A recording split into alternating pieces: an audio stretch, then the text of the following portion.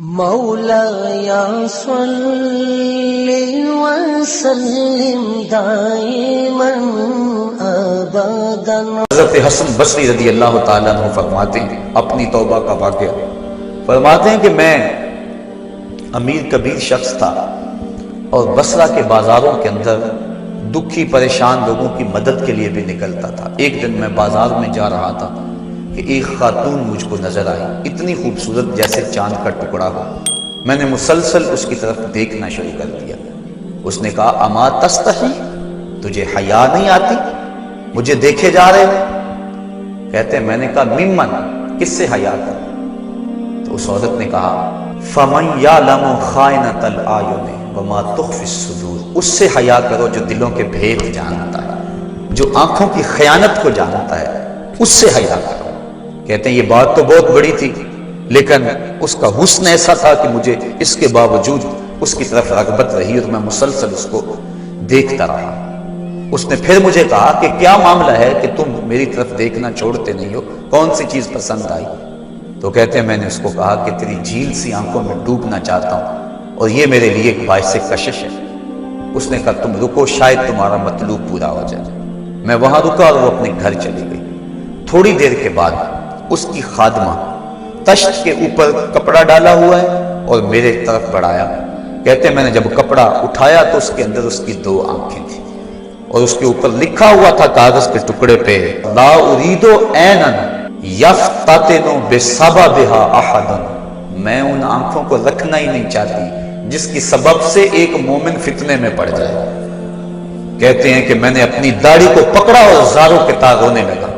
میں نے کہا اے حسن بصری، تو اس عورت سے بھی گیا گزرا ہے، اتنا خوف اس کے سینے کے اندر؟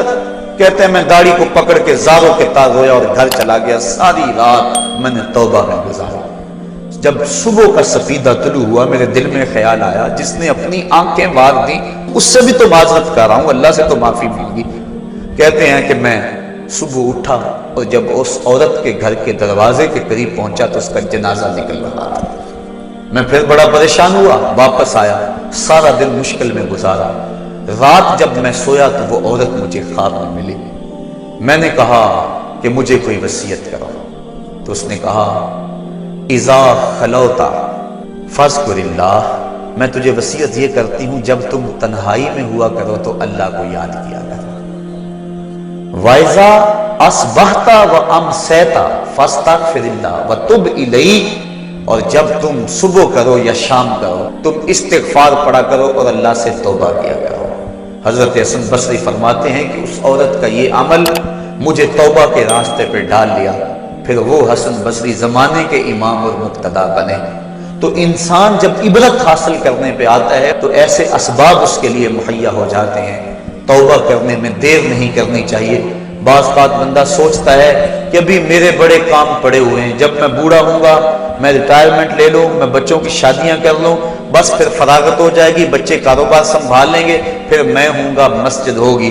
یہ ایسا بندہ کہہ رہا ہے جس کی ملک ایک سانس بھی نہیں ہے، جو ایک سانس کا بھی مختار نہیں ہے، اور ایسے بات کر رہا ہے جس طرح سب کچھ اس کے قبضے میں ہو۔ تو توبہ کے اندر تاخیر نہیں کرنی چاہیے۔ بنی اسرائیل کے اس شخص کا واقعہ آپ کو پہلے بھی شاید میں نے کسی مجلس کے اندر عرض کیا تھا کہ جس کو طول عمل نے برباد کر دیا، اس کی نیکیوں کی وجہ سے اس کو خبر پہنچی کہ اس کی عمر 1000 سال ہے، تو اس نے کہا جب میری عمر اتنی لمبی ہے تو پھر میں عبادت کی بھٹی کے اندر کیوں جلتا رہوں؟ میں 900 سال گناہ کر لیتا ہوں اور 100 سال قبل توبہ کر لوں گا اور گناہوں کی معافی چاہ لوں گا۔ 900 سال گناہ کرتا رہا، 100 سال جب باقی رہا خیال آیا، پھر سوچا ابھی بڑا وقت پڑا ہوا ہے، میں 90 سال مزید گناہ کر لیتا ہوں، 10 سال قبل میں جو ہے وہ توبہ کر لوں گا۔ 10 سال رہ گئے، پھر خیال آیا 9 سال گناہ کر لیتا ہوں، 1 سال قبل توبہ کر لوں گا۔ جب 1 سال رہ گیا پھر توبہ کی سوچ آئی تو کہنے لگا 12 ماہ ہوتے ہیں سال کے، میں 11 ماہ تک گناہ کر لیتا ہوں، 1 ماہ قبل میں توبہ کر لوں گا۔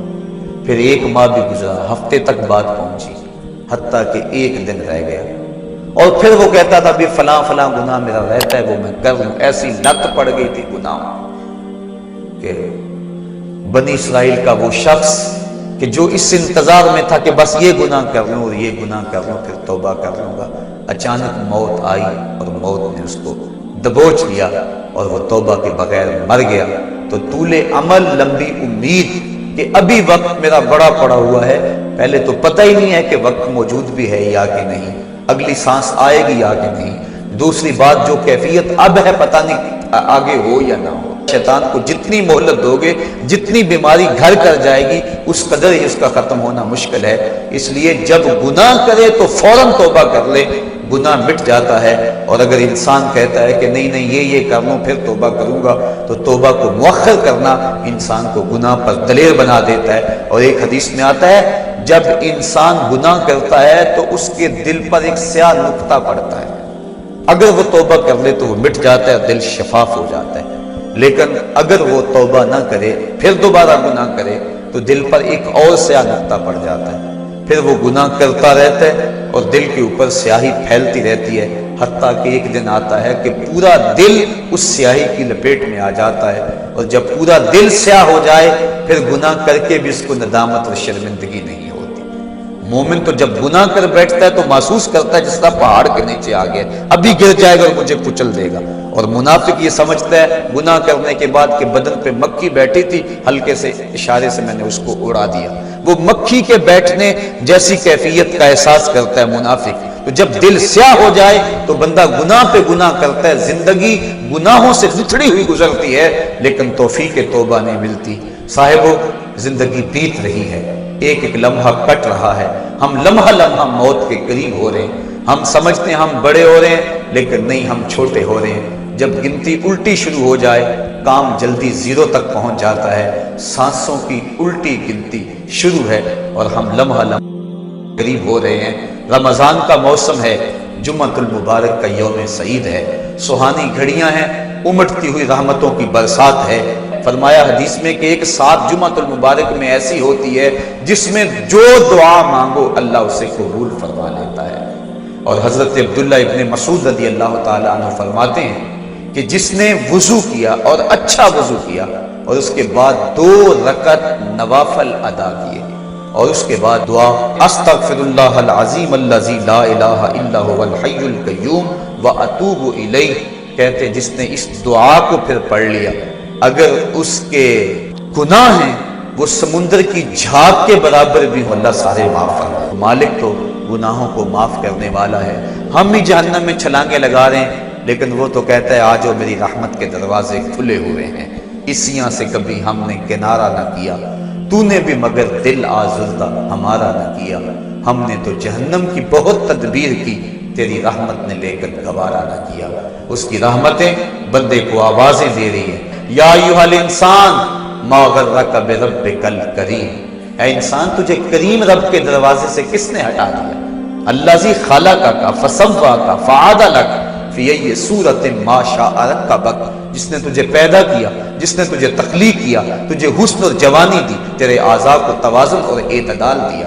ذرا دیکھ تو صحیح، ماضی کو جھانک کر کے تو دیکھ، تیرے ہاتھ تھے پکڑنے کا سلیقہ نہیں تھا، تیری ٹانگیں تھی چلنے کا طریقہ نہیں تھا، تیری زبان تھی بولنے کا اسلوب تجھے نہیں آتا تھا، تو دودھ بھی مانگنا ہوتا تو روتا تھا۔ ہم نے تیری ماں کے سینے میں تیرے لیے پیار ڈال دیا، اگر ماں کے سینے میں پیار نہ ڈالتے بتا تو بچ جاتا، تیری گندگی سے لتھڑ جاتا تھا، ماں صاف کرتی تھی، اگر ماں کے سینے میں یہ پیار نہ ہوتا تجھے کیڑے پڑ جاتے۔ آج تیری چھاتی میں زور ہے، آج ہاتھیوں کو تو بٹھا لیتا ہے، آج شیروں کو تو نچا لیتا ہے، زمانہ تیرا باج گزار ہے، آج تو منسٹر ہے، آج تو مولوی ہے، آج تو مفتی ہے، آج تیرے نام کی دہائی ہے، آج تو عہدہ قضا پہ فائز المرام ہے، آج تو عہدہ صدارت پہ فائز المرام ہے، آج تو ناظم ہے، آج دولت کی ریل پیل تیرے گھر میں ہے، آج تیری فوجیں تیرے پشت پہ ہیں، آج کوئی تجھے پوچھنے والا نہیں، لیکن ذرا پلٹ کے دیکھ کہ ماضی میں تو تھا کیا۔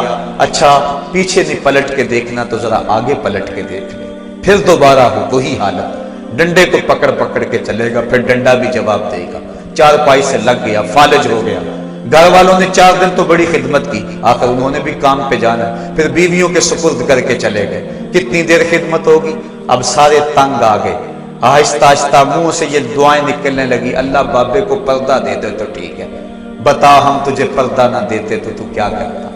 ہم نے زندگی دی یہ بھی ہمارا احسان۔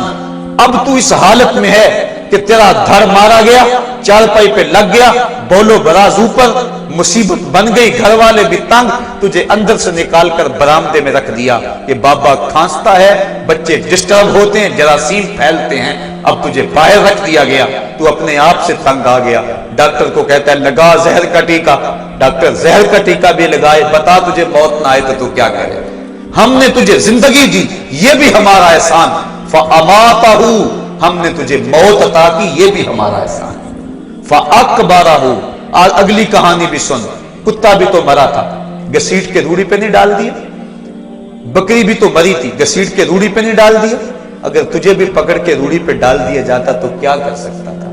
لیکن ہم نے کہا نہیں نہیں، یہ میرا شاہکار ہے، اس کو غسل دو، بیری کے پتے بھی ڈال لو، صفائی ستھرائی خوب ہو جائے، چٹے لباس کا کفن دو، سند سند پہ خوشبو ملو۔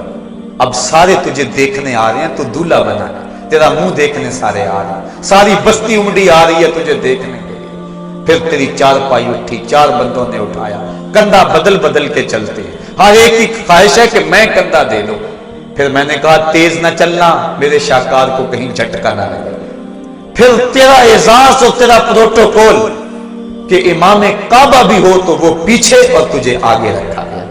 انسان ذرا غور تو کر، تو کس چیز پہ نازا ہے اور بھول گیا اس رب کو؟ آجا، اس کی رحمت کی باہیں کھلی گئی، وہ بلا رہا ہے تجھ کو، آجا پلٹ کے آجا، آنا تو نے ہے ہی، کل جو کفن میں منہ چھپا چھپا کے آتا پھرے گا، آج کھلے منہ آجا، اس کی رحمتیں آواز دے رہی ہیں، یا ایھا الانسان ما غرک بربک الکریم۔ صاحبو، جوانی کی توبہ بہت بڑی دولت ہے۔ جو جوان ہیں وہ جوانی کے ایک ایک لمحے کو غنیمت سمجھیں۔ وہ جوان جس کی جوانی اللہ کی عبادت میں گزری، حضور فرماتے ہیں کل قیامت میں جب کوئی سایہ نہیں ہوگا، اللہ اسے اپنے عرش کا ٹھنڈا سایہ نصیب فرمائے گا۔ اور بڑھاپے کے اندر بھی توبہ بڑی دولت ہے۔ گو جوانی کی فضیلت زیادہ ہے، لیکن بڑھاپے کے اندر بھی توبہ نصیب ہو جائے تو یہ بھی بہت بڑا اعزاز ہے۔ ورنہ ہوتا یہ ہے کہ قبر میں ٹانگیں ہوتی ہیں اور گناہ پہ گناہ کیا جا رہا ہے۔ وہ کیا کہا تھا میاں محمد بخش عارف کھڑی رومی کشمیر نے کہ ہڈیاں کمبن گوڈے کھڑکن تے اڑ گیا لک تیرا، اجے بھی بدیوں باز نہ آیا، جیو مرد دلیرا۔ اے انسان کدھر بھٹک رہا ہے، مالک تجھے آوازیں دے رہا ہے۔ کبھی بھاگے ہوئے کو بھی یوں آوازیں دی جاتی، کبھی در چھوڑ کے بھاگنے والے کو بھی یوں بلایا جاتا ہے، لیکن کہتا ہے توبو اللہ، آ جاؤ، میری رحمت کے دروازے کھلے ہوئے ہیں، ابھی مغرب سے سورج طلوع نہیں ہوا۔ میرے بندے، جب تو توبہ کا ہاتھ پھیلائے گا، میں تیرے گناہ جو ہیں وہ فرشتوں کے خیالوں سے بھی مٹا دوں گا، نامہ اعمال سے بھی مٹا دوں گا۔ جو زمین گواہ بنی ہے وہ بھی گواہی دینا بھول جائے گی، تیرے اعضاء بھی بھول جائیں گے، گناہ تجھے بھی یاد نہیں رہیں گے، اور ان چار گواہوں کو یاد نہیں رہیں گے۔ کل قیامت کے دن جب رب کے حضور ملے گا تو کوئی گواہ تیرے گناہوں کا موجود نہیں ہوگا۔ آ تو صحیح، جھولی پھیلا تو صحیح، ہم تو مائل بکرم ہیں، کوئی سائل ہی نہیں، ہم تو مائل بکرم ہیں، کوئی سائل ہی نہیں، راہ دکھلائیں کسے، کوئی رہ روے منزل ہی نہیں۔ آؤ، توبہ کا دروازہ کھلا ہے، اس کی رحمتوں کا دروازہ واہ ہے، اس کی کرم نوازیاں تمہیں آواز دے رہی ہیں۔ جھجک آتی ہے اس کے در پہ آتے ہوئے، چلو میرے نبی کا وسیلہ لے کر آ چلو۔ وَلَوْ أَنَّهُمْ إِذْ ظَلَمُوا أَنفُسَهُمْ جَاءُوكَ، اگر تم گناہ کر بیٹھے ہو، اپنی جانوں پہ ظلم کر بیٹھے ہو، آؤ تمہیں توبہ کا ایک اور راستہ دکھاؤں، آسان راستہ، کہ تم میرے نبی کی چوکھٹ پہ آؤ اور یہاں آ کے معافی مانگو، پھر میرا نبی تمہارے لیے ہاتھ اٹھا دے۔ تم تو معافی مانگنے آئے تھے، لَوَجَدُ اللَّهَ تَوَّابًا رَحِيمًا، توبہ تو ملنی ہی ملنی ہے، نبی کو ساتھ لے آئے ہو، میں رحمت بھی فرما دوں گا، اضافی رحمت اپنی جانب سے فرماؤں گا، آؤ تو صحیح میری چوکھٹ پہ۔ اللہ کے محبوب کی چوکھٹ پہ صحابہ آیا کرتے تھے، اور محبوب کے جب ہاتھ اٹھتے تو پھر دعائیں قبول ہوتی، توبہ کے دروازے کھل جاتے اور اللہ کی رحمتیں برستی۔ ابو لبابہ کی توبہ کا واقعہ کتب حدیث کے اندر موجود ہے، اور دیگر صحابہ کی توبہ کے واقعات موجود ہیں۔ حضور کے انتقال کے بعد حضور کی قبر پہ چلے جاؤ، امام عطا بھی کہتے ہیں کہ میں حضور کے روضے پہ بیٹھا تھا، ایک دیہاتی آیا اور حضور کے روضے پہ کھڑا ہو کے کہنے لگا، حضور میں گناہوں کی بخشش کے لیے آیا ہوں اور بغیر مغفرت کے تو نہیں جاؤں گا۔ کہتے ہیں وہ اس قدر فریاد کرتا رہا، روتا رہا کہ مجھے اس کی حالت پہ ترس آ رہا تھا۔ جب وہ چلا گیا میری آنکھ لگ گئی، آنکھ لگی تو خواب میں حضور کی زیارت نصیب ہوئی، اور آقا کریم نے فرمایا قم یا عتابی، عتابی اٹھو اور اس عرابی کو تلاش کرو، اور جب مل جائے تو میری طرف سے جنت کی بشارت دے دو۔ اور صاحب مدارک نے ایک روایت لکھی ہے کہ ایک شخص حضور کے روضے پہ آیا اور حضور کے مبارک روضہ کی مٹی کو، تربت نور کو اپنے سر میں ڈال رہا ہے اور کہتا ہے میں تو گناہوں کی بخشش کے لیے آیا ہوں۔ یہ حضور کے انتقال سے 3 دن کے بعد کا واقعہ ہے۔ وہ کہتا ہے میں تو مغفرت کے بغیر جانا ہی نہیں ہے۔ وہ تو چلا گیا لیکن یہ جم کے بیٹھ گیا، غنی کے در پہ ڈیرے جما دیے، کہا میں تو نہیں جاؤں گا جب تک میری مغفرت نہ ہو۔ فنودی من القبر انہ قد غفر لک، صاحب مدارک لکھتے ہیں گنبد خضرا سے آواز آئی جا تیرے گناہوں کو معاف کر دیا گیا، مجرم ہو تو منہ اشکوں سے دھوتے چلے آؤ، آؤ در طباب پہ روتے چلے آؤ۔ قرآن میں مذکور ہے بخشش کا طریقہ، سرکار کی دہلیز سے